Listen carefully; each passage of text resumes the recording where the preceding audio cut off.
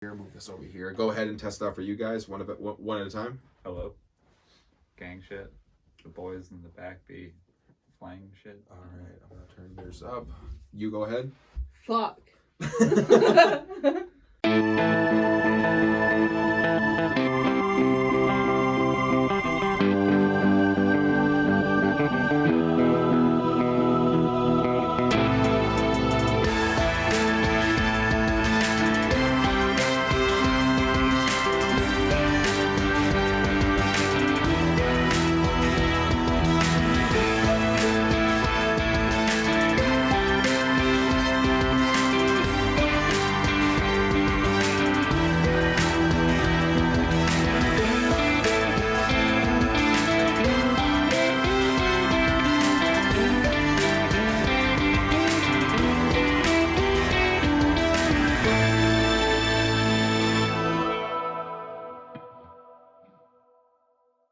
And as the intro once again fades out, welcome back to the My Opinion Doesn't Matter podcast. I have with me returning guests, but guests that you have not seen their faces of.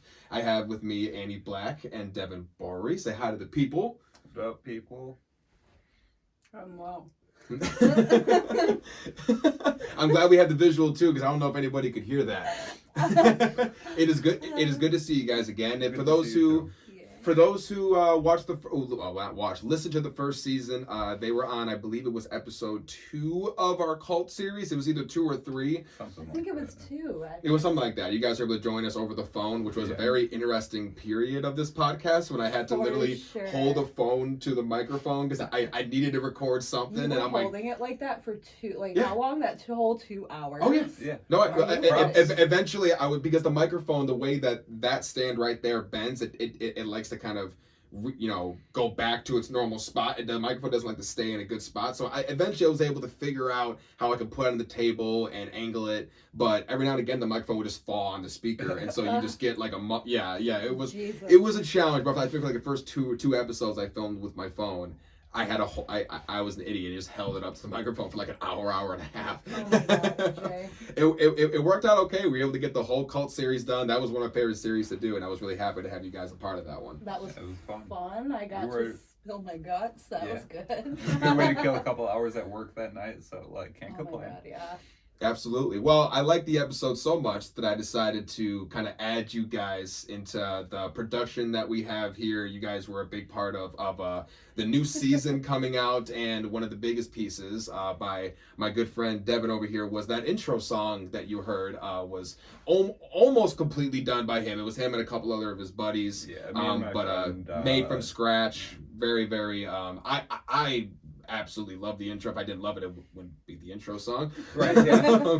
Kind of an obvious statement to make, but a statement to make nonetheless. But just kind of go into a little bit about how, first of all, what was kind of like your inspiration with the start of the intro? Because you sent me the very first instrument you had for it. Like once you had a little bit of a thought of what the basic kind of melody would be, you sent me that within like a couple of days. Yeah. And then it just slowly built up more and more with more and more layers from there. So just kind of go into a little bit about how that first line started.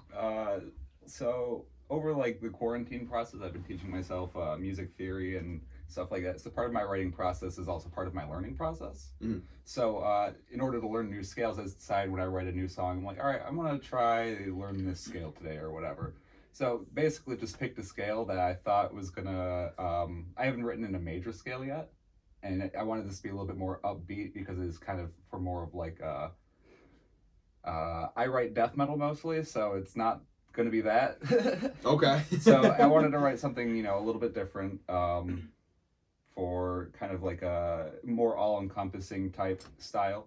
Mm-hmm. I knew it was going to be a lot of layers, but that first thing was the guitar, and I knew it needed to start soft and then explode into something big. Yeah. Which is exactly what I asked you to do, so thank you. in all fairness, you know, on your part, I did ask you to do that, but you pulled it off very, very well. And you know, it was every piece that I had asked for, you added in. You took any I don't know if there was much criticism along the way, but any kind of opinions that I gave you. There was a first draft that I sent you, and I was kind of even you were like, just be gentle. This is yeah, this is like, a little rough. Here's the first sketch. You know, when like you try to draw one eye and then you draw the other eye and it ends up being like an octagon, and you're like, oh boy. I'm trying, man. We're just gonna throw this one right in the trash, and we're gonna start fresh. And second try ended up being the best. Yeah, I know I showed along the way, I showed my co-host a couple times, Melissa, and I showed a few other friends as it was slowly being built up, and everyone was just loving the progression of it. You know, it felt like, you know, I know you brought up before the podcast started, it felt like a more of a podcast style intro. It was really you mentioned exciting. I don't know if it's true or not, but it could in fact be the most overproduced podcast intro, because me and my friend Frat, the person Alex Frat, who helped me produce it and wrote the solo and added a few of the MIDI instruments in the end, we sat down with it and we're like, fuck it, let's just make it ridiculously like overdone. So like I had the bass written in an app I used to write like tabs, so that's just like the bass, drums, and guitar mostly. Yeah. Like the backing track, I'd say. And then I threw it into GarageBand. I'm just like, let's see how many instruments we can throw on here. So we threw in like 2 different horns tracks, like one low and one high, to kind of get that like depth to it. We had some strings in there for a little bit. So you just went full Godfather vibes with this. Yeah, basically. I guess. Yeah, I was just like, what shouldn't we add more than anything? Pretty much. It needs more cowbell. Oh fuck. you forgot You the forgot one the element. Episode 3 is gonna have a different intro. I am no, I'm a giant fan of what the end product was, and you know, I'm not sure 100% sure of what your input was with the song, if any at all, but oh my gosh, we were sitting at work when he was working on it, and like he put it in my ears, and like my big thing was like at first the horns, they were loud. That's like the only criticism I really had. It was like the horns are loud, and then it's just like, okay, we're gonna add more horn, but different horn. And apparently that's just how you solve your problems. Just make it a different horn. Just throw more shit in, hope for the best. I mean, you just gotta fix the levels, really, because there's like a lot of things line up. So some of the horns are playing the same notes as what some of the guitars are playing, and like that same like tonal value adds to itself. It gives it girth. So like if you have one at one level and you have the thing playing at a different level, it's like, you know, in my ears it adds those. So you got to bring them down so it's like where you want it to be. If that makes any sense. Absolutely. I don't really know music theory, but I know how to bullshit my way through a conversation about it and make it kind of make sense to people. I who do that a don't know lot with music this theory. show. Like there's a lot of topics that get brought up that I'm like, oh yeah, no, I totally understand what you. Please keep going. I knew that 100%. Just keep it going, and just totally bullshitting my way right through the topic. There's especially the first season where we were kind of all over the place with our topics. There was a lot of times where I'm acting as confident as hell, but I was glad that there was no camera because I looked lost. My face was just. But in the microphone, it was, oh yeah, no, I get it. When you're trying to 100%. read the walls for the answers, but it's not giving you the answers, Nothing's like you're there. asking for, like it's like yeah. Right. Yeah, and that sure. and that was a big reason why the show kind of moved into this general direction, and that was one of the reasons why I wanted you guys to be a part of it, because both of you guys have although different skills in arts, you both dabble in arts in many different ways. Yeah. You know, I know, Annie, you like to, you know, you have your own resin store. You also do, you know, It's in the makeup as well. Digital art, drawing, painting. There's all kinds of different arts that you do. Go into a little bit about just kind of what kind of arts do you like, besides the ones I just listed off, or even go in more details on those. But what exactly is it about art that you find fascinating? Well, you love so much? When I was younger, I kind of really used it to escape a lot of things, because like school was really bad. I got bullied really hard. You know, just things were not exactly the best for me, and the easiest way for me to escape everything was like I used to make up little worlds in my head, and I used to go get lost in them, like on the playground. It wasn't the playground. I was in the fairy world, and that's kind of the stuff that started fueling like the art I would make. And like I liked fairies growing up. I was really into all of that cool stuff. And then, you know, I got older, and then things started getting a little darker. You know, depression hits when you're in middle school. Everybody goes through it, I'm pretty sure. Everyone thinks it won't happen, and then all of a sudden you wake up and go, huh. You wake up and you're just like, oh, nothing makes any fucking sense. And opens eyes, wish I didn't. I want to be an adult because why? What was I thinking when I was 12 years old? That was stupid. That wasn't a good idea. What's this voice in the back of my head telling me to put the toaster in the bathtub? What's that? Like, what the fuck is that? But no, like, pretty much, like, everything was really gentle. And then as I got older, depression hit. I started getting into more, like, darker stuff. I used to journal a little bit. I mostly drew, and I wasn't very good at it for a really, really long time. I can't draw at all, man. It's bad. I don't know, like, I wasn't really good at it for a very, very long time, and then one day it was just like, if I don't practice, I'm not going to be able to do anything with it, so I eventually just put my foot down on it. I was like, I'm going to start working on it more, and I got really, really good at it. I was able to draw, like, nearly photorealistic, and then carpal tunnel happened, and it makes things really hard. I can't, like, get those little details in as well as I want to anymore. My hands don't bend the way they should. I get pain, just hot numbness. Right. It just makes everything really hard. So, like, I wasn't really doing much, and Devin's actually the reason I really started getting into painting. Because, like, he had a bunch of canvases. He used to work at Michael's. He picked a bunch of them up, and he had a bunch of paint, and we just started painting. And that's when I started doing these really trippy, mushroomy things. Like, I don't know how to explain it. Like, a visual would be the only way to really... Well, I'm sure we might throw up a couple things up on the green screen as well. You know, we'll fix it in post. Yeah, we'll fix it. Behold, a beautiful landscape. Yeah. Whatever this is right here. whatever's up there, enjoy. I hope ceremoniously you don't put a landscape there, like, after that. That would be wonderful. It just stays whatever screen it was at before, like nothing actually happens. Right. It's just a me. Here, actually, real quick, I'm actually gonna have this microphone over here. I'm dealing with a bunch of sound things. I'm trying to navigate the three. Having two people sharing one microphone. It's very, very. It's a fun challenge to have to try and deal with, but I also try to look at the people I'm talking to, so it's hard to be talking into the microphone. I should be. I agree. It's something that was a lot easier when we weren't filming everything. It was easier to kind of, you know, like, yell at people to move in closer, or kind of be like, hey, move in, or move your microphone. Your microphone's too loud. Get the microphone out of your mouth. Move it away. Whatever. I don't know. I would argue people's fascination with blooper reels would imply that would be fine to keep. They'll just start playing moments where the podcast is going to catch me messing with the dials or moving the making sure everything is still plugged in, and just like, you know, right, until you can get like an exclusive sound guy or something like that. Much. Right, yeah, you know, that's definitely the enjoyment of until then we're doing a show where I'm the lighting guy, the sound guy, the editing guy, the host. It's fun. It's a fun challenge.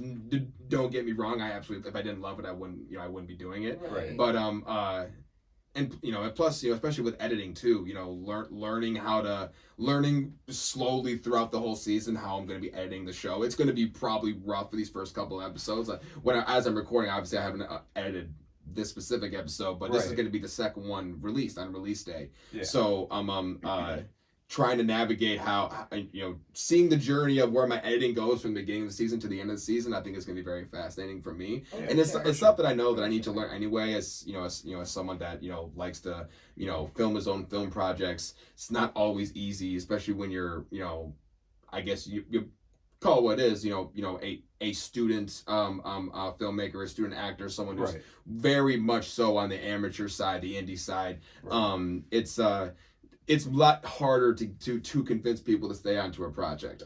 There's actually a project I that understand that completely. yeah, it is. That is why I very started difficult. writing my own music exclusively. Like, okay, you can't show up to band practice. Well, like, That's the I'm the only that's one the in the reason why band, studios so built. Well, guys, our first life example of this type of shit was when we were in school. Only one person wound up doing the project, and everybody else just fuckt off for the entirety of the thing. that is true. So, like, Yeah. No, I agree. You're right. You're right. I'll give a little bit. Wow, I can't speak. I'll give a little bit of example. There's a film project that I just recently signed on with. I can't give a whole lot of details about what the show is about or anything. Right. But we were dealing with that exact same issue just a couple days ago, where we had the director had almost the entire first episode casted, and just within a few weeks, you get one guy that's throwing a bunch of excuses, about last second things that were too important to come last second. I won't get into the exact example of what he gave, but it was an event that is not planned the day of. Let me just go with that. I got so even if where he said he was at was true, you still dropped the ball by not saying anything in advance, because it wasn't just like I forgot I had to pick up my mom from work today. That's a little bit. This was not that, right? And it just screamed bullshit. It screamed like an excuse that you would give because no one's gonna call you out on it, right. And that's and so it was what? It was can I guess? Sure. Was it a funeral? It was a funeral. I'm good at this. It was a funeral, and it was. Ain't nobody gonna call you out like, I got a funeral to go to. No one's gonna call you out on that. You can't just be like bullshit. Show me the death certificate. I've literally You had can't. bosses You're the asshole. Because what if someone did die? Then you're the asshole. EJ. No, I've literally had bosses ask me to see the eulogy cards and shit from these funerals. And it's like, okay, and then you slack it on their fucking desk, and then it's like, okay, yeah, now sit. See, I've never had that happen. Usually people, I guess, just take my word for it. But I never lied about it, but everyone who I've said you're also like takes my word for it. You're a genuine guy. Like, anybody that comes across you, the way you talk, you're just a genuine person. So it's like, nobody's gonna not believe you. But then you see some fucking hoodlum that looks like me and Devin, now you're signing up the host. Yeah, you... No, but it's been a fun challenge though to have to kind of navigate around all that, because like I said, even though this this project is being funded, so there is the promise of pay. Right. It's still sometimes sometimes money still doesn't matter. Like the level that the project is at sometimes is what is really the main motivation. And even if you say, hey, you're going to get paid for this role, you're going to get paid for whatever, it's still hard to get people when you're at this level of your career to be able to get people to stay committed, especially, and stay with the course, even if it takes longer than what you were told. Because a lot of people are like, yeah, I'm all in for the first day. Then the first day of shooting, you're still good.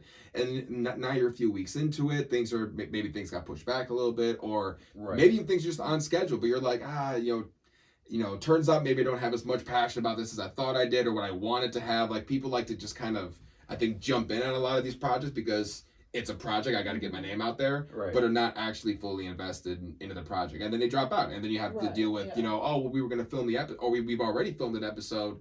Now we got to restart the entire thing because the main actor doesn't want to do it anymore. Exactly. So there's no point of releasing something when the person that's in it isn't going to further be a part of anything. You have to redo the entire thing, and God forbid you get 4 or 5 episodes into it, and I mean, at that point, you might get into some contractual stuff, especially if there's money involved.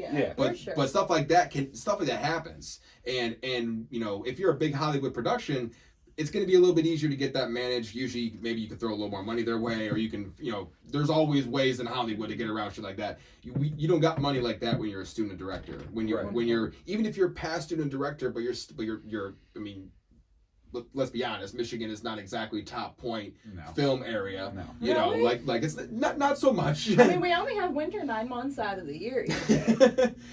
I will say Michigan is actually getting better when it comes to commercial, because supposedly because of all the nature, especially in the UP, commercially in the summertime, the springtime, it's actually pretty solid in Michigan. Bro, but it's been growing slowly. I think I heard that Detroit's actually like what is it, a desired tourist destination again. Yeah, it's slowly shit's bopping. More and more films are being filmed here.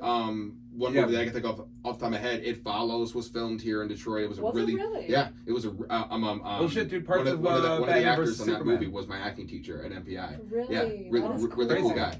Huh. Really cool guy. He's actually going to be a Small guest on world, this show dude. at some point throughout the season as well. Oh, nice. But I'm sure I'll talk to him about how It Follows was. Right. He's talked about it when he was my teacher, but it's a really cool story. Actually, I haven't He seen isn't that a big actor. He plays a homeless guy in the movie. So there's a scene where he plays a homeless guy, and that if you find it, that's him. Like it's a very small part, but it was his first like major Hollywood set where it was like, oh my god, there's some fucking people over on this. You know, it was really cool. It's like, why are there I get to be homeless next to this motherfucker. Hell yeah! Yeah, right. Maybe he'll think I'm actually homeless homeless and throw me a bone. But there's been a lot more major productions that have been made here in Michigan, so it's definitely going up, but it's nowhere near Atlanta. It's not New York. It's not LA. It's not. It might it's not even, ever be because, like, thinking about it, it's like the weather makes it hard, Yeah, for And sure. not only that, but how many or Hollywood? easy depending on your project. Think about it too. How many Hollywood Liam movies Neeson could are? film a lot of movies here. It's very true. It's What were you always saying? cool. Sorry. But no, like how many Hollywood movies that aren't related to Christmas have a winter background? Marley and Me. But that's around Christmas time. That's Yeah. Is it? Damn it! It is. Fuck. Like, There's got to be literally. some other ones. what about? No. I mean, that's there's a lot of Christmas. there's like horror There's movies. like a couple. Yeah, but usually those scenes. horror movies are like And in December though. Still, like it's Yeah. still like Christmas. Like, Yeah. even if it isn't around a Christmas I don't horror know, movie. there's The one- only thing that Dead would, Snow was like Okay. Okay, I'll give you Dead Snow. I'll take it. Wrong Turn 4. they're I rebooting think? that. Are they? Yes, they are. Yeah, we And saw the it- trailer the other day. Oh, that's There's a right. big director attached to it too. I can't remember who it was. But it's the trailer looks awesome. Dude, there was this I'm game super excited for Devin that. found the trailer for it. It's called, well, it's gonna be a game supposedly. Yeah. It's called Ill. And Really? It's Yeah, disgusting. it is. It's fucking It's- disgusting. He's What do you mean by disgusting? like? Like are we talking like body excrement's So, disgusting? Are we I talking don't about know bloody, the bloody full guts story, disgusting? and I don't remember the guy's name, but like I can he's find apparently it, hold this. He's this like he makes like monsters and special effects for movies and stuff like that. You gotta come a Sorry. little closer. Sorry. Yeah, so he makes like monsters and special effects for movies and stuff like that, and he started playing with Unreal Engine 4 and playing with the properties that will allow him. So he's getting to Okay. the point where he's fucked with it so much that he's like gonna make it to the I point where found they'll his, have what's it called? I found um, his Instagram page. His name is Oleg V. Devenko. Maybe we can like post his Yeah. thing like Yeah, right I'll throw a little behind screenshot. us. I'll give him a little shout out. Yeah, and like this stuff is disgusting. So like yeah. Oh Just- my god. And I It's don't really, great, though, I don't isn't it? know gaming stuff, Isn't it great? but that's in like real time too. So like that's like a real time cutscene that's happening in. For those listening, my mouth is on the floor. Isn't it disgusting? I love it. It's gonna have like so you know how they got you know how the big thing was like And then destructible there's more. surroundings. Oh, there's more. This is a boss, a mini boss, and he goes through showing Imagine you. this in VR. Just that thing coming Right. at you. I think Oh, it should God. come with an adult diaper for free with It the probably game. should. So you know how like the big thing a couple of years Well, ago like- was like destructible surroundings or something like Yeah. that in games? Yeah, he's pushing it forward and doing like destructible people. So Yeah. like if you shoot someone on the arm, it'll like break their bone, but there's a possibility it'll still be hanging off by like tendons and flesh. And So then- realistic, Very, basically. yes. Oh, Let's see if I can- that sounds fun. Yeah, that Can I find? That's the scene it's- that- Dude, This is that's one insane. of the scenes. This is just one of the scenes. okay, so those listening, I'm looking at a bunch of zombie-looking creatures. This guy's got a shotgun and they're in a hallway. I don't know if we'd be able to post it on the I don't back know. wall. I don't know if I'll be able to. That's why I want to say it, just in case I can't. Oh my just explain it a God. little bit. You got Dude, a bad these case graphics of are fucking insane. mumps, bro. yeah. Oh my god. No, he wasn't kidding, guys, about the realistic gore. If you get shot, It's with a shotgun, disgusting. you don't just get a couple of bullet holes. You know, Yeah. if you're getting shot with the shotgun 4 feet away from you, Here you go. things are blowing off Here's your the mini body boss exploding into into his whatever final the form. fuck he's. Into his form. pretty much. Oh, It's disgusting. It looks like The Thing. That's what it kind of reminds me of. Yeah. It reminds me of like The Thing, Oh, I but love even The Thing. more It's gruesome. disgusting, isn't Yeah. it? Like better CGI Thing. Oh, But actually, look how wet dude, it's juicy, and that's what's disturbing about Well, it. with the remake at least. I feel like you're about to say, well, the original was prosthetics, but the remake was rough with the CGI. the Here you remix go. was all prosthetics. The company just CGI'd over This is the afterwards. one. because- Really? Yeah, I found this out recently. See, I didn't know that. Yeah, I just Okay. learned this. Yeah, they did It's the always the practical fucking effects for the studios. entire thing, and they were just like they CGI'd over everything. It's always the fucking studios. But the thing is, they Always. CGI'd over the practical effects, so they obviously didn't look right. No, they didn't look. No. No, it didn't like a few. There were a couple of them that looked pretty solid, but there was a few that were a little on the rough side. Like when the guy in the helicopter, when his face kind of like cracked in Yeah. half, when and his skin kind of like stretched like string cheese. That was bad. Yeah. That was not good. You got to see this one from the beginning because this is the trailer Okay, he found originally for this. dude, this. Where the arm goes I by. love horror games, but I can only play them for like an hour at a time. Oh, that This- guy doesn't look very. It's- What? Isn't it disgusting? I Oh fucking my love it, God. man. Oh, that's his head. That's not good. Oh, he's gonna feel. Well, maybe he won't feel. Oh, that's a worm. It came out of his. Oh my God, there's a giant worm that came out of this guy's neck. Only happened because he got his head blown off. So I blame the first person shooter for that one. For real, go check That's like the this guy's Hydra. Like, don't Instagram blow the out. heads off. You don't know what's inside, apparently. But no, check this guy's Instagram out. He's got What? such cool shit, and he does like walkthroughs of like. Oh, that's gonna be a fun game. I'm Oh. gonna have to look into that. And it's one. made on Unreal Engine, and if you guys don't know anything about Unreal Engine, just look up some YouTube videos. That's all I can say, because Unreal Engine has some amazing physics that you can do with it. It's you can It's make been out for a minute. okay, but not everybody's gonna know about. I didn't this know about engine. it. So, like, Never mind. not everybody's into programming and stuff like that. Like, but yes, this is. That's pretty cool. That's Yeah. that's really cool. Yeah, this guy is. He's something else. He is Jesus absolutely something else. Okay, for sure. Ooh, Well, sensitive I'm content. kind of looking a little bit at that. You were talking about how, like, you were talking before about how you kind of got into more of like a darker Yeah. kind of style. This guy Oh is yeah, we were clearly talking gotten. about your art. He's clearly got. Oh yeah. Oh no, yeah. Little tiny tangents are totally cool. I have not seen that game before, and now I want to play it. It like So, the yeah. trailer just dropped. I can't remember I'm gonna have exactly to. when. I'm gonna have to but keep oh an my eye out on that God. game. Ill, you said it was called, Yeah, right? it's called Ill. And That's they'll have insane. it like later, obviously, for the purpose of putting it up for this. Like, I'll send you like a screenshot and like a slow roll or Mhm. something like that, and we can get it up. But Absolutely, yeah.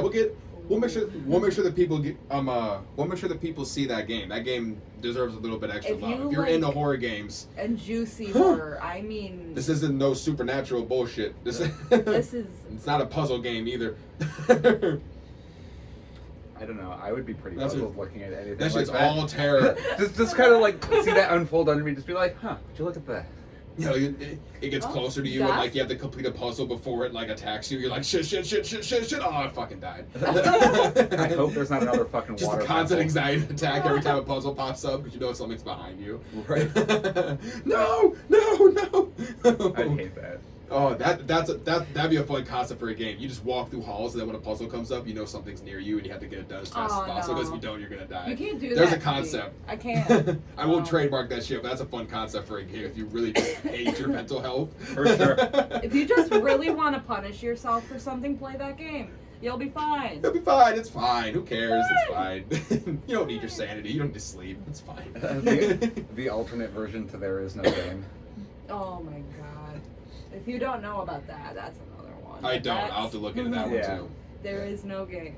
It's a It's great. meta commentary basically, but it's fun. It's wonderful. We watched Markiplier's playthrough. It was great. So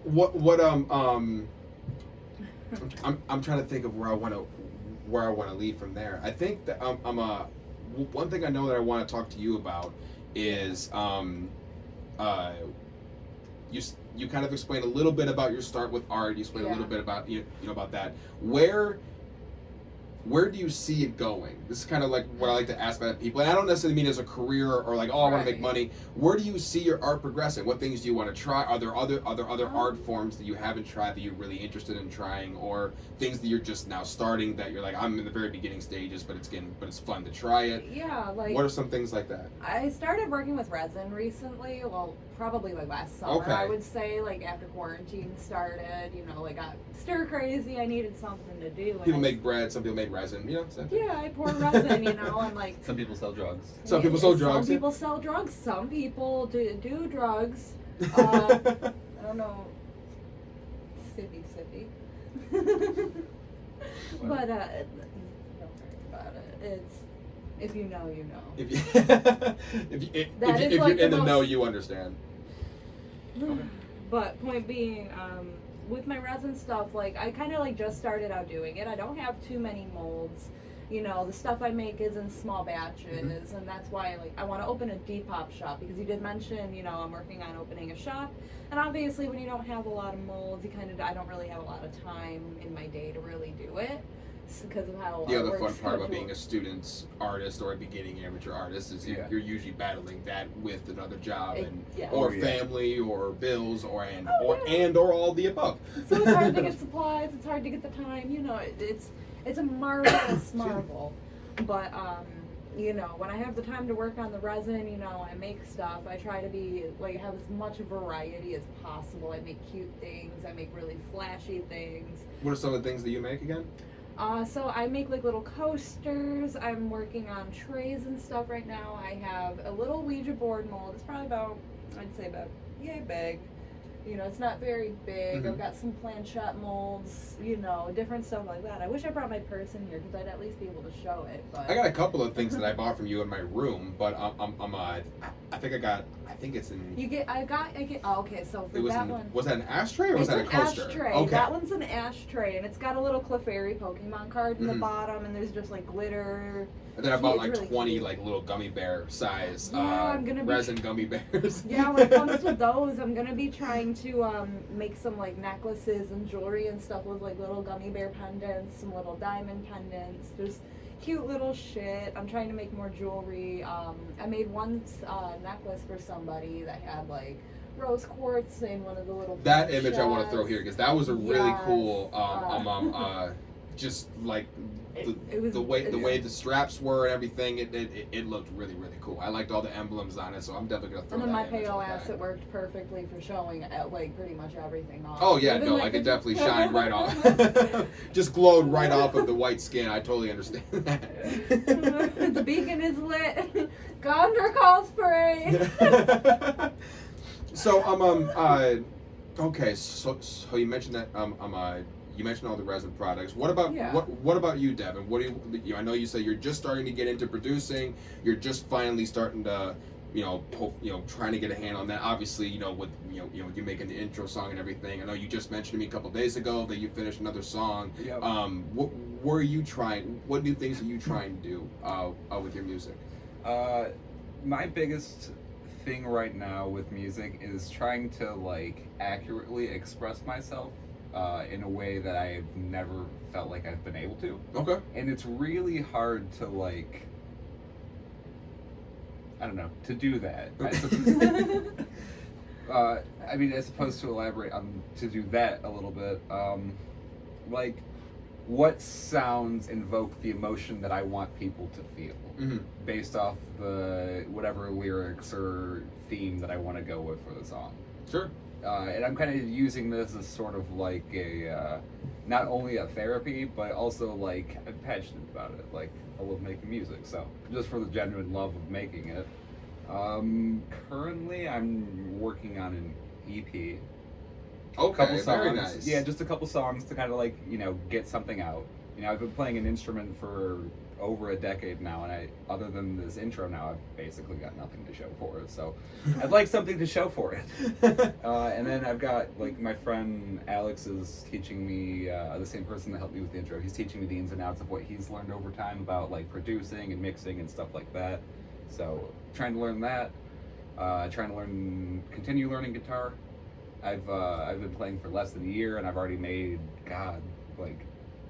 years of progress with it. Okay. Yeah. So what are all the instruments that you can play?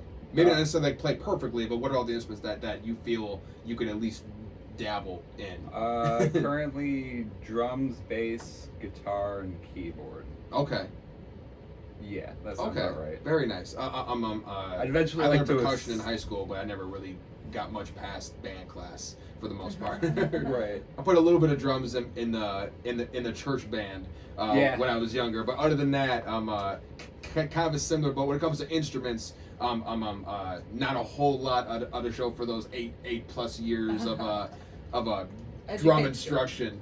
Right. But you know, no, I had formal lessons for drums for like a couple months, but it was just too expensive to keep up with, so we weren't able to keep doing it. What was you said somebody important was your Oh yeah, when I was in marching band, the drumline instructor for the Lamphere drumline was his name was Dan Schmatz, and he's actually in charge of the Pistons drumline. Okay, well, damn, like he coordinates the entire drumline. Yeah. He went there for high school, and they just asked him to come back and do it. So. God, that'd be awesome. It's cool. Yeah, we actually got through him. You, mate. Yep, through him we actually got to play a halftime show at a Pistons game, so that was a pretty cool experience. Even better. We did like cool. St. Patrick's Day. We went all out, and there was like these bucket drumming and thing. It was cool. Very cool. Very nice. Yeah. My uncle, he was a tenor drummer. For those who don't know what tenor drums are, it's the set of drums that's got like up to 5 drums. No, back then I think it was only 4 when he played.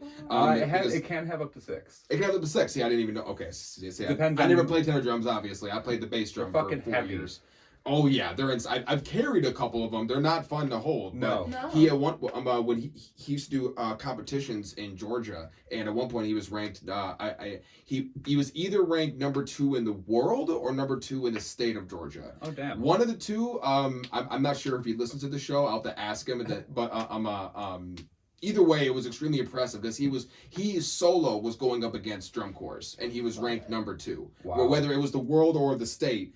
Still pretty damn impressive when you're doing it by yourself and you're going up against groups of people. Yeah. And just absolutely insane. But he wound up moving on to where he was him and a couple of his buddies dressed up as usually it was janitors, but they would do all kinds of themes, and they did shows at Disney World where they'd be the guys that would like kind of walk up to you. They have like all these trash cans, and they were called the Jammers, and they were dressed up as janitors, and they would play drums on pots and all so that. They and do they like were, okay, dude, that's sweet. Look up Jammers Disney World on YouTube. It is some of the coolest drumming you'll see, and these guys, and it's cool because he still lives in Florida, and when we went to Disney World, he is Florida man. I'm just gonna say that right now. He looks like it too. Like he's got like the if you like think of Florida, Keith Urban. That's my uncle. Uncle Daryl, I love you. But Uncle Daryl, he's the coolest guy ever though. His laugh is hilarious too. It's kind of like Daffy Duck. He's got a little bit of a Daffy Duck chuckle. We're like, it's fucking awesome. When am I meeting Uncle Daryl? I love my uncle. My aunt down there too, Aunt Brenda. I love you guys. But when he was real family appreciation hours after he had left, after he left the Jammers.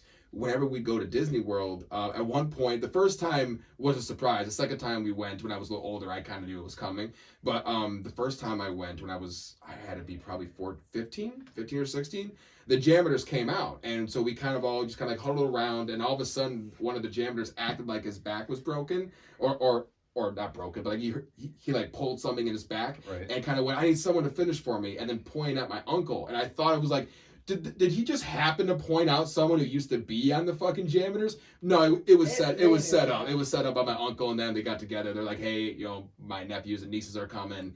Let's do something. I want them to believe me. And sure enough, he gives them the sticks, and the crowd has no idea either. So this whole crowd that started to form up behind him, all of a sudden, this guy seemingly out of the crowd just starts they all move out of the way, and he went solo and just fucking started tearing it up. It was awesome. I'm just like, dude, this is fucking awesome. And then that's new enough to be on YouTube. Oh yeah, no, it's definitely on YouTube. We can find it's that. definitely on YouTube. We probably could. There might even be even on his Facebook because he's done it a couple times where he'll show up at Disney World and they'll have him join in. Oh, right on. Right. So I think he has a couple of videos on his Facebook as well. But Sweet. they're definitely out there where where he jumps in. I'll show you guys after the show. It's awesome. Yeah, for But sure. no, he's extremely fucking talented. But he was always super excited whenever I was talking to him about marching band. You know, he'd send me photos of like the Michigan marching band, you know, and stuff like that. I never had any real aspirations to do anything at the collegiate level. For one main reason, I saw Drumline as a kid. And I saw that training, and I know it's a movie. I understand. No, it's a the movie, training's pretty but accurate. that training camp looked so fucking miserable. We've got at Lanphier, one of our students that would come back who did go to the collegiate level of marching band. He was in like the Blue Devils, I think, like that, and they're like number 1, number 2 in the country, I think, for marching band because there's a competition. Duke? What? Duke Blue Devils? I don't remember. No, okay. I don't remember for sure. It's just that was the name of their team. Okay. Oh, okay. But like, he was one of our instructors, and like they show us the training footage, and it is that fucking like we train harder than the football team half the time. Fuck. No, the football team gets coddled half the time. In high school, when I would come home from band camp. And band camp, I know the one time at band camp, but 4 times we went got to this flooded damn at band camp, so like I don't know. I wasn't allowed to go. I was always in trouble. I got a concussion at band camp once. I had to go to the hospital. So this one time at band camp, I got a concussion. There's all kinds of wild stories that happen at band camp. Those American Pie movies are maybe not always all the way accurate, but maybe I just wasn't. They're for sure I wasn't accurate in to every someone. room, but they're definitely to some degree. One person in every state. The joke is real. accurate. Some person real. has watched that movie Prove and been me like, wrong. I'm so fucking mad that they used this detail. But I would come back home and I would tell some of the football players on my team, and now mind you, I went to Clarkson High School, and our football team is I want to say that they're Division 1. I'm not trying to brag about my school here, but we've Actually, won. it was Division 1 too, and then all of them got expelled the next year or so. Jesus. I don't remember why, but it was because they Snapchatted a story where they were all underage drinking. Yeah, and they sent it to their teachers. Yeah. Oh. The pride and joy of Oxford. Oh no. And this is just hearsay. I moved out. Dumbass of the day. Well, yeah, of the day at that time. That's for sure. And now your weekly reflection of dumbassery.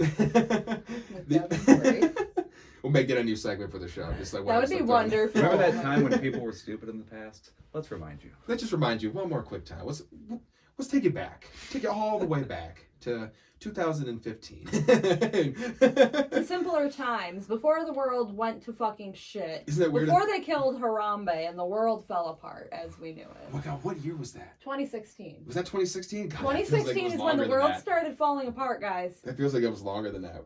That feels crazy. like it does. I'm sitting here like that was like 10 years ago. Was that the 2012 movie? That's what that was about, right? The death of Harambe. That was the whole reason why the whole earth. Oh, dude, I still love the joke where people say, when my kids get older, I'm gonna show them the movie 2012 and say this is what happened. Because I survived. I love that movie. I've watched movies so many damn good. times. I love those disaster style movies. I don't know about, for some reason the only one maybe it's because it doesn't feel realistic, even though it potentially could Dude, be. It doesn't feel like it would actually happen, but maybe that's why it doesn't bother me like it does some people. The only natural disaster apocalypse movie that I genuinely like is The Day After Tomorrow. That's a good one really too. Good, actually. That's a really in my eyes, that's the original because that's the first one I saw. You know which one I was hoping would be as good as that one, but it just wasn't? What's that? Geostorm.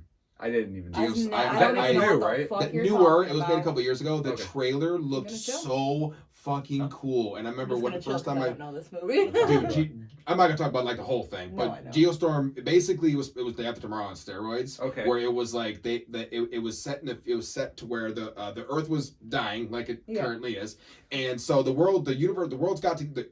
countries got together and sent a bunch of satellites that controlled the Earth's weather up in the stratosphere, and it worked for a while. Fucking damn it! It They worked. won't leave it alone. It worked for a while. The and weather then machine. Someone obviously has to fuck with it, use it as a weapon, and it caused some problems. And like 35 tornadoes hitting one state happened, and giant tsunamis and things freezing in midair like Day After Tomorrow. Can we talk about how this? I It feel was like supposed to be so much Is better. this supposed to build up the Sharknado, guys? no. I feel like this entire. But that was supposed to be bad. They're just trying to propagate the I fact think. that the president has a weather machine and they won't tell us. That's all this movie was about. It might have been. It was warning us. I Like hate Wall-E? it. Leave it alone. They don't have Wall-E a was weather a warning. machine.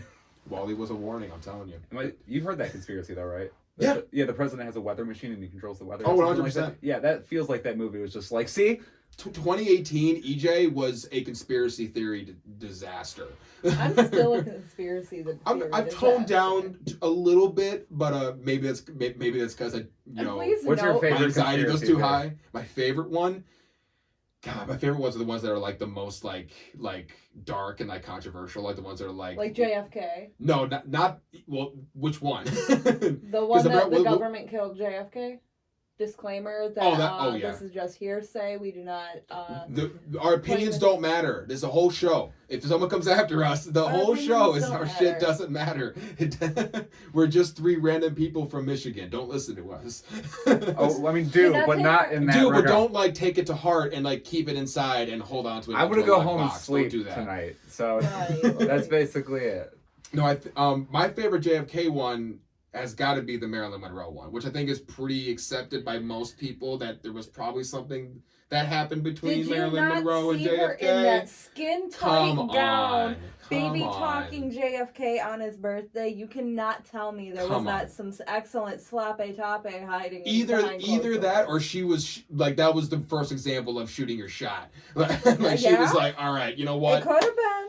I'm about to nail the president. I'm Marilyn. Think about it this way: she is Marilyn fucking Monroe. She could have anybody she wanted. True. It's crazy, especially like there's like I know this has been a topic about Marilyn Monroe that's been talked about for years. Now that it's like now that we're going back with like the whole like the Britney documentary, there's a Demi Lovato one coming out. Marilyn Monroe was someone who was not a beanpole at all, and was seen as the biggest sex symbol in the entire world. I believe at that time might as well have been the world in the 50s and 60s. Yeah, just like how different, like the conversations of how we view the female body and the image of the female body in limelight. Definitely has changed Hollywood. Over time. It's so crazy to see how that's changed and how someone like Marilyn Monroe now. I mean, there would be zero negativity thrown her way. No. Not even a little bit. No. Like but even back then, there were comments on how she was fat and she didn't have a thigh gap or any of this stuff. It's like, are you kidding me? If she came out and if she was alive today and she was out today, she would be. It would literally just be comments on Facebook like, "Damn girl, you fucking thick, dude." Every comment. Just thirst. just a peach emoji all throughout the comments. I don't know.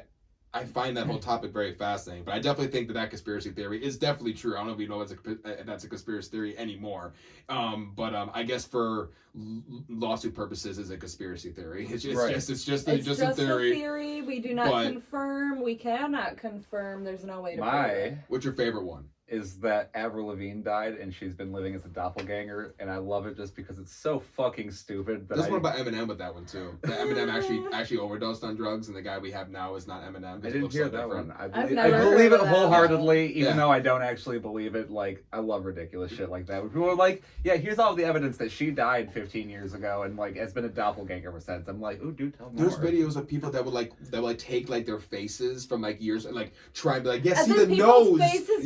A little wider over time. Your nose and your ears continue to grow your entire life. Fun fact: why do you think old people almost always have a nose that comes out like this far? For fishing in a barrel, you were casting a wide fucking net, my dude. Let's go. Right, 100%. It's like people's makeup is a great thing. I'm just saying. And then even so, it's like she could have potentially. She's rich. She married the singer of Nickelback. He's rich. Which is surprising. If she had issues as a kid, I think some people might be surprised to hear that he actually is. He still has money. Oh yeah, Nickelback is still wildly successful. Yeah. People like them even though they won't admit it. That's because they don't want to be seen as a fucking... Nickelback. I see him on a lot more features of songs as well. Like because he's good. It's it seems like everybody wants to work with him. They just don't want to work with him under the Nickelback feature. They want to work with just him. Right.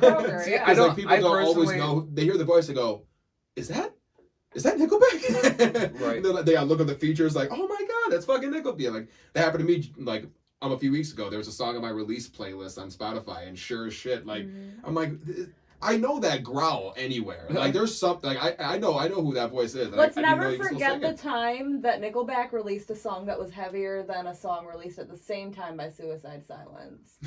Never forget. What song? I believe it was Doris versus, I can't remember what the Nickelback song was. I think it was like Feed the Machine or something. Yeah, I love Feed the Machine. It's good. I don't know who the other band you're talking about, so I can't comment on the difference of heaviness. They're a deathcore band. But, they should be heavier than Nickelback. They should have. It sounded like a deathcore band. And it wasn't even good. Like, I'm sorry. I love Suicide Silence. I love their shit, but it's like, it wasn't even good. Doris was not good, and you are fucking lying if you think it was a good song. I didn't think it was bad.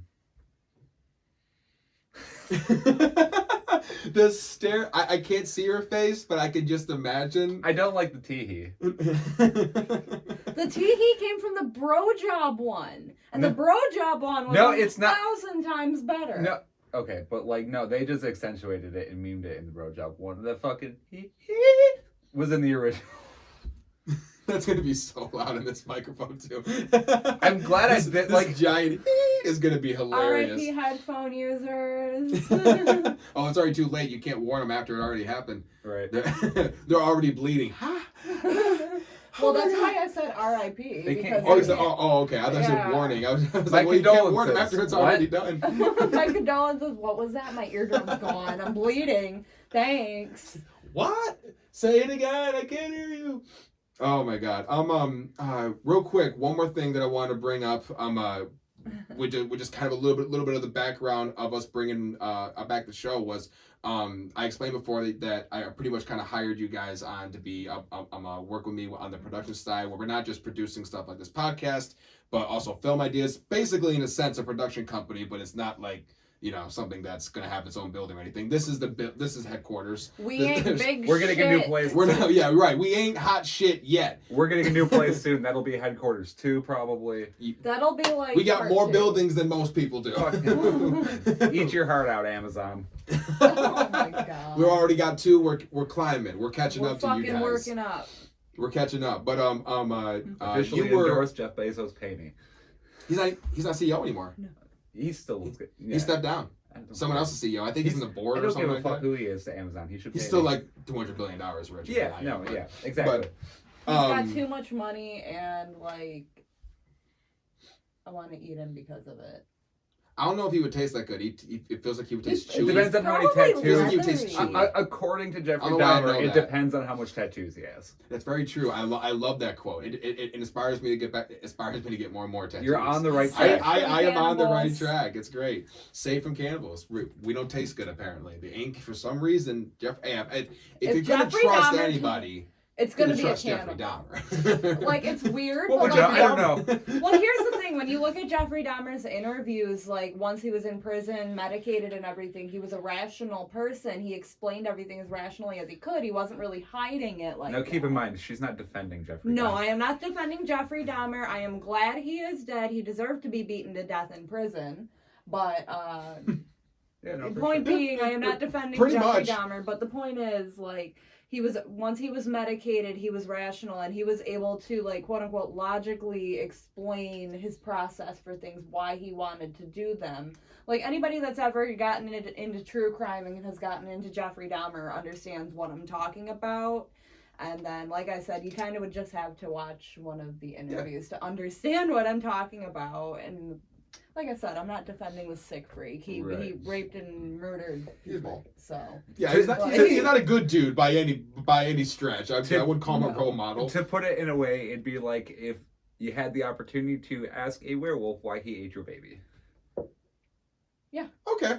And he was able to give you an intelligent answer. It's a monster. He's I see your point because there's someone else when they're a werewolf, but then they turn back to human during the day. Yeah, why'd you do that? What is this? Okay, and then think about it this way. I get it. Dahmer, you're wrong, but I get it.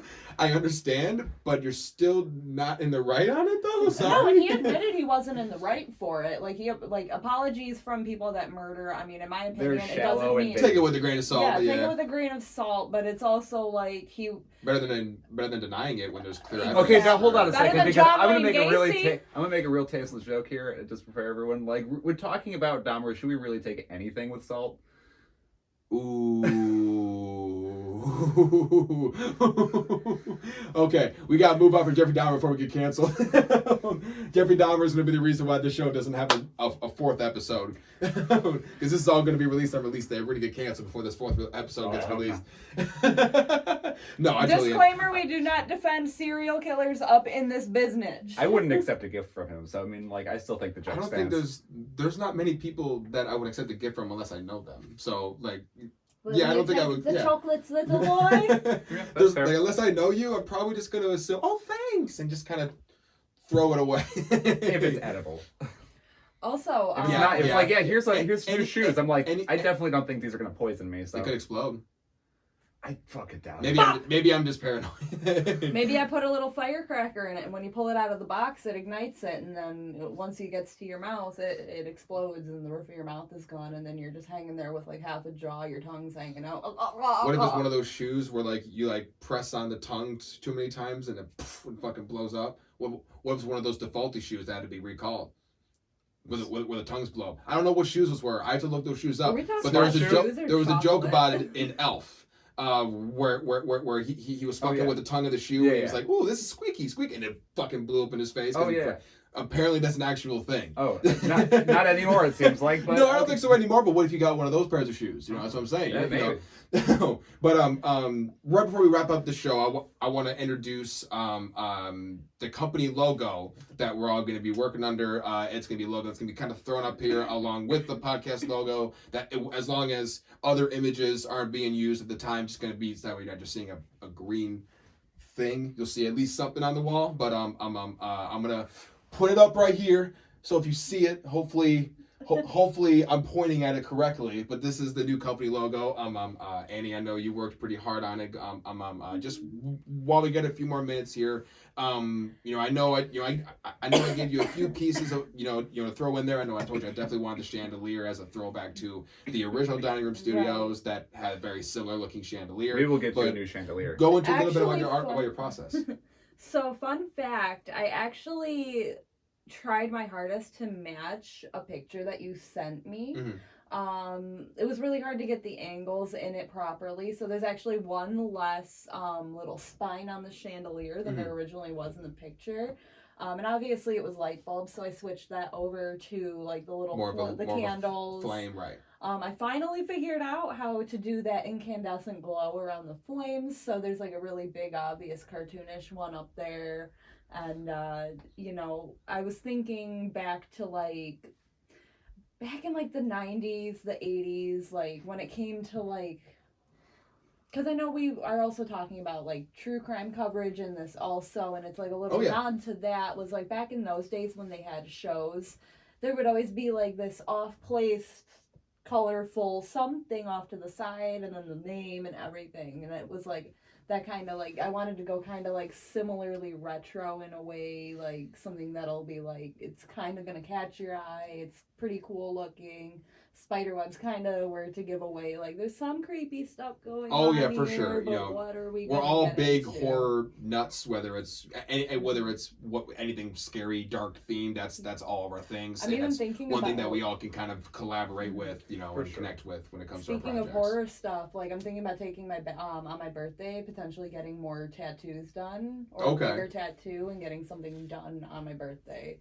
Because it'll be a Saturday, I'll have the time off of work and turn it into a horror. You'll have to come in once it's healed up. I have to do a reveal for the for the podcast. That'd be awesome. I know. My next sleeve is going to be completely horror themed. It's going to go from the back of my shoulder through my entire arm to the top of my hand. Nice. And I want to say it's going to have like 6 main horror pieces from like 6 movies, and then it's gonna have like a bunch of like little relics from a bunch of other movies that you kind of will have to guess. Like for example, maybe I throw in the lament configuration, right? The Book of Evil from Evil Dead. Yes. You throw like just like little stuff that maybe like a if you ever seen Drag Me to Hell, the button. Little stuff like that maybe unless you've seen it, you wouldn't know unless you've watched it. You're like, it'd be a fun game to distract my kids someday. Just be like, hey, you're bored, just fucking guess what movie this is from. We've watched it. I always thought about the idea of like black and white tattoos because like if I were to ever have I was thinking about that because it's like, well, if I ever have kids, it's like they'll always have a coloring book. And just don't use wash the it off. fucking Sharpies for the love of fuck. That's stay out not a of my terrible Sharpies. idea, honestly. Oh, Just yeah. make it all like fill-inable, and they can just fucking color it in. Like, oh, that's nice, and just wash it right off. Yeah. That's actually kind of a cool idea. I never thought of that way. Parenting hack 101 for tattooed parents. Let your kids color your empty tattoos with washable marker. I'm pretty sure I've seen photos of parents who have Yeah. a bunch of tattoos. They'll give their kid like a wash. tattoo gun, but it's more or less like a marker kind of a thing. But the way they kind of build it, it to look looks like a- you're kind of doing, and Yeah. they'll like have them do them like you're like I'm fill in the tattoo for give their mom. parents a tattoo or whatever, Love like a it. temporary That'd be tattoo. cool. Like I always love that shit. You get all those comments where people are like, oh my god, you're teaching them sinful things and tattoo, ugh, and you're just like, shut up. Like, Yeah. shut the fuck up. You know, there's a reason Fuck why you, we shut have up. freedom of choice, because in the future, if that child decides they want to go and get a tattoo, they're gonna go and get a tattoo. And guess what? If they also decide, a tattoo's not for me, that's not something I want to do, they're gonna take that path too. It's a 50-50 split. Let your kid have a choice. The kid's gonna get it. I mean, my mom and dad didn't want me to get a tattoo. My first tattoo I got was right on my forearm. They were not happy about it. My And dad it's a had Bible verse, and they were like, "Oh, your whole arm is ruined." But because my whole arm was ruined, they didn't give a shit about the rest of the tattoos on my arm because my whole arm was already ruined. Like, You'll yeah, that never arm's get a not job. gonna, that arm's not gonna go to heaven now, EJ. Your Nope. arm's gonna be Nope. going to hell. Just your right arm. You know what dilemma I thought about in my head for those who only have one sleeve or like one, maybe if you have like a leg, Yeah. one whole leg done. What would you rather lose, your tattooed arm or the arm that has no tattoos? Like taking the I'm right or left-handed out of it, taking I'm that out of it. ambidextrous, so it What would doesn't you matter. rather lose? A arm that you spent who knows how much money on, or would you want to keep the fresh arm to do more tattoos on, but you take the L on all the money from this? That I've thought about that so many times ever since I got my on my sleeve done. I still don't know. That's a good question. I don't know what arm I'd actually. rather lose because I love my tattoos, but I know that I'd be very disappointed if I lost this arm before I could get my Right. horror sleeve. I only have three, You know, so it's very- like... That's a hard dilemma for me. I'm not sure what I would do. What would you guys do? We'll end it with this one. What would you guys do with that? Whether it be a leg or an arm, doesn't matter. If you had a full limb, but it has to be a limb that you have two of. But a full limb, fully covered in tattoos, and one that has nothing. Taking left or right hand out of it, which arm would you rather keep? If you had to choose one. I mean, I don't have like necessarily the tattoos that I want yet. Neither do I. I don't have anything. My on left arm arms. is in design to be like this fucked up eldritch horror thing that I drew. Okay. I would probably rather keep that than lose it. Yeah. Speaking hypothetically, So it might just depend on how much you love your tattoos. I'm designing them myself, so yes. Well, hopefully it's executed then. Yeah, I mean, I've seen a lot of good drawings that on skin. Whew. I'm Rough. I'm fucking with it a little bit. messing You're gonna with the have- lines. I have seen the image. It looks really, really cool. It's gonna be It's gonna be awful to get disgusting, and I tattooed, love but I it. love it. That- I'm ready for it. That's gonna be really cool. I think for me, if I really had to choose, if I had to pick, I think I'd probably get rid of the arm that I have tattoos on. And that's a tough fucking decision, but I feel like I'd like to see what else I could do because even though I have to go through all the pain and all the healing stuff all over again. I just like getting tattoos. It's a little sadistic, maybe. I don't think it's the pain. I just like the burn. It's not even either. I like the thought of having something on my skin that's gonna be there when I'm in the fucking casket is just the most insane thought to me. And That's just always fair. having a piece of art that I can, I guess on my eye, that something on my arm that I can always go, even if I don't like it so much. For example, I've explained before that I'm not super religious anymore. I got a giant black cross right on my bicep. Right. Not exactly something that I follow through with anymore, but there was obviously a time in my life where I almost became a pastor. There was a time where I was super into Christianity, Right. and this cross obviously meant a lot to me at that time. So yeah, maybe it doesn't mean so much to me anymore, but I can look back and go, you kind of get reminded of, where you came from a little bit. in saying that, I'd still rather lose this arm. Right. Yeah. If you're gonna be stuck with an arm that you've got a tattoo on, you better like it a lot. Yeah. Because that's the only. Those are the only arm tattoos. It'd be tough though. Hopefully, my tattoo artist doesn't listen to this. This is not an indictment on your tattoos. I love these tattoos, bro. I would have you do my other arm if you're listening to this show. But which I plan on him doing this arm it's just anyway. Because it's a fresh canvas, right, and 100%. it's like if you had to choose, it's like you'd be able to put you have whole new ideas. You probably wish. Yeah, you 18-year-old me had dumb tattoo ideas. When I was 18 years old, I wanted my entire body covered with trash polka tattoos. Dumb idea. I love trash polka, but this one arm is enough. I got enough of a tribute to trash polka on this arm. If you don't know what the style is, look it up. It's it's my favorite style. It's great. I won't go into details about it, but it's very cool. But now originally I wanted literally my entire body with trash polka tattoos. Not even close to what I want to do anymore. Fair. So I definitely have different ideas of of my tattoos, you know, as the years have gone on. So that's really the main reason, I think. But yeah, I think with that, I think we're gonna wrap this one up. This one actually is a little bit shorter than some of the other ones that I've been that I've recorded in the past, but I very much it's still over an hour, but I very much appreciate you guys coming on. Yeah, thanks for having us. We'll have you guys on again as well. We have I mentioned in the first episode we have a lot of things coming up in the works. We've been talking about Patreon. We've been talking about potentially going into merch. There's a lot of things that are going to be coming up in the works, and these guys are going to be involved with all of it. So you'll see all of their dumb faces like mine many times throughout the course of the second season. Hopefully more seasons to come. Oh, can I add something? Absolutely. I have. If anybody wants to throw your hand into making an intro, we will eventually change it. We'd like to do something where we can kind of because this is a show, you know, like yourself, that we like to showcase local artists, independent artists, and maybe not necessarily local. If you live in fucking Canada or Australia, it doesn't have to be local to us. You know, 100%. Like for lack of a better word, this is not an insult, but the little guy compared to big Hollywood. Yes, exactly. We want to reach out to you guys. You know, if you guys have ideas for different artwork, we can throw it onto the green screen. Mm-hmm. We'll give you guys shout outs. We'll anything artist like that. We will artist of the week, 100%. That could be a fun segment. We're having a team meeting on the podcast now, but I 100%. Yeah. I agree. We got a lot of big ideas coming, guys. So once again, you know the spiel. Like, share with your friends. Anyone you feel like would like to listen to our dumb faces. We want to, we're here to entertain. Our opinion doesn't matter. Don't take anything that we said that we say to heart. But especially the dumber stuff. For the love of fuck. It's okay. We'll fix it in post. Like I say every episode, we'll just fix it in post and then never change anything. That's all. that's the inside joke. Every podcast has that. Every podcast has that. I love it. But with that being said, guys, thank you so much for listening, and we will see you next time. Peace. Bye. Have a wonderful time.